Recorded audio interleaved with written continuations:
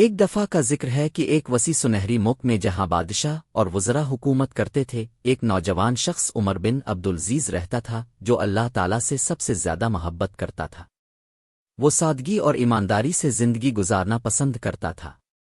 اپنے دن قرآن مجید کی تعلیم حاصل کرنے اور انبیاء اور اولیاء کی کہانیاں سننے میں گزارتا اور اپنے لوگوں کی خدمت انصاف اور مہربانی کے ساتھ کرنے کا خواب دیکھتا تھا۔ جب وہ عظیم اموی سلطنت کا حکمران بنا تو اس نے فوراً محل اور دولت کی عیش و عشرت کو چھوڑ دیا۔ وہ سادہ کپڑوں اور سینڈل پہن کر اپنے لوگوں کے درمیان چلتا، غریب خاندانوں کے گھر جاتا اور ان کا کھانا اور مشکلات بانٹتا۔ وہ بچوں کے ساتھ بیٹھتا اور ان کی ہنسی اور مسائل سنتا۔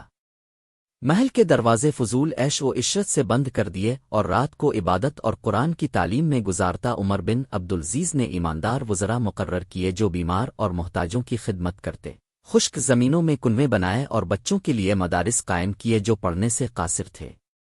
وہ اکثر عام آدمی کا لباس پہن کر شہروں، دیہاتوں اور صحراؤں میں جاتا تاکہ لوگوں کی زندگیوں کو سمجھ سکے۔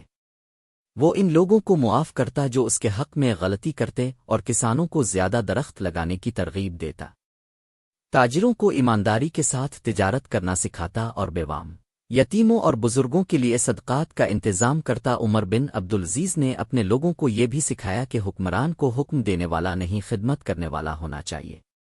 وہ لوگوں کو چپکے سے صدقہ دینے کی ترغیب دیتا اور وعدہ کرتا کہ اللہ تعالیٰ ان کا بدلہ دے گا۔